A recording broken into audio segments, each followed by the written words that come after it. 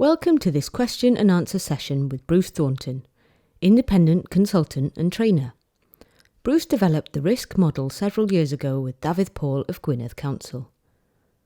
Bruce has introduced the risk model to authorities across Wales and England over the last 10 years.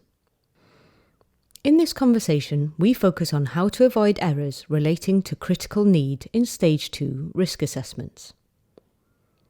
Bruce: how do you avoid making a mistake with critical need?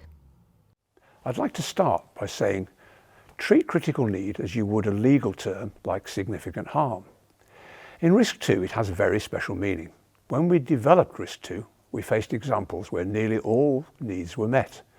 Imagine a case example: all basic needs were met, no unmet health needs, no indications of neglect or abuse. Yet, there was a single, very serious unmet need that had nearly life or limb consequences. If you look at the gradation of child's needs in Risk 2, one option is very few of the child's needs remain unmet.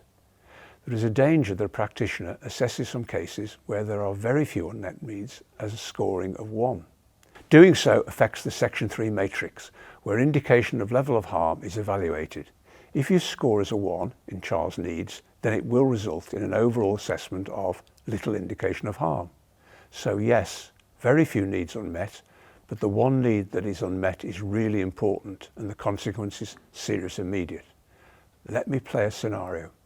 So we have a hard-working single parent, no unmet needs, children happy and no visible unmet needs.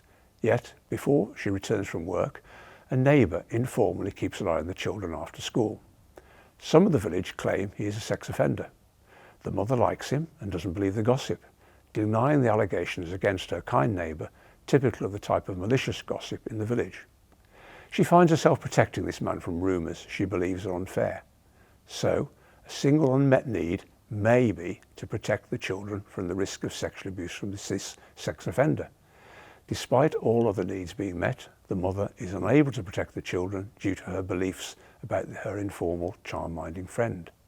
If there are grounds to the allegation, this would pose immediate risk to the children of being sexually abused. This is an example of critical need.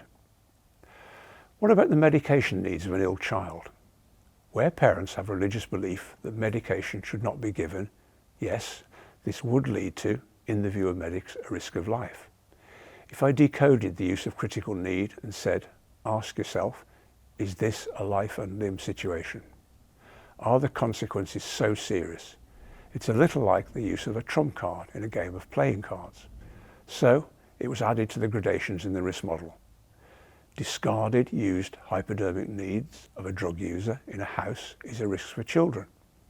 For an immobile baby, it is an unmet need, but for a toddler where these are within reach is another example of a critical need. If the child is injured by a needle, there may be serious health consequences. What we now find in Section 2.1, professional opinion regarding the child's needs, is that it reads as very few of the child's needs remain unmet. Those needs are not critical needs.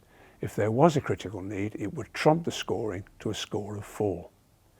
It avoids situations such as the sex offender one, the medication issue, or the used hypodermic needles. So explain that for us. Risk structures things by looking at the interplay between unmet child need and parental capacity. This interplay indicates the level of harm. This is recorded in the matrix in Section 3. If that critical need category wasn't included, some situations would get wrongly scored. You could score something as 1 when it should score a 4. However, the mistake we needed to avoid is when people use the word critical in a critical need as they would in ordinary conversations. What I mean is it's used to emphasize importance. For example, I've heard people say a child's education is critical to their development. Of course, we all agree. Children going to school and have the opportunity for learning is important, but if you don't attend school, it isn't a serious life and limb situation. There is no immediate harm. If you made the mistake of using critical need in the way they use the word critical in day-to-day language, we'd have problems. We'd score things as 4 when they really might be a 1, 2, or 3. This then affects the matrix. So my advice is think. For it to be a critical need, Is it a threat of immediate harm, serious consequences to life or limb? Of course, I am making the point about this by referring to one critical need. You can, of course, have other unmet needs and one or more critical needs at the same time. If people can make a mistake and get it so wrong, is that a weakness of the model? Of course not. It's quite simple. Be careful and think. For it to be a critical need, is it life and limb? If you're not sure, discuss with your supervisor or a colleague. Check out the guidance. Reflect. If you look at the risk model and all the various tools there are so many things you need to be careful about how you interpret and apply. We develop frameworks to assist staff, but remember, it can never be a science. It doesn't make practice simple or easy. There is always professional judgment and professional responsibility. Another example of a word you'd want to be careful about is significant harm. Don't fall into the trap of thinking significant is just a word used in day-to-day life. In this context, it is a legal definition.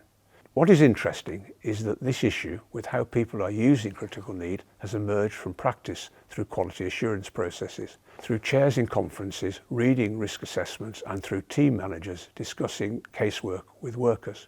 Any suggestions for further learning on this? A suggestion for further learning on this is that there is a practice guide to this issue written in the materials. But first, I'd suggest you just look at the RISC-2 template and at sections 1.1 and 2.1 and how these interface with the matrix in section 3. See what happens if you apply critical need and what happens if you don't. See how something can go from a score of 1 to a score of 4 and what the indication of harm is as a result. You'll see how important it is to get this right and to be vigilant. If you're not sure, check out the guidance to critical need. If you want to save time, just ask yourself, is this life or limb? Thank you. Thanks, Bruce.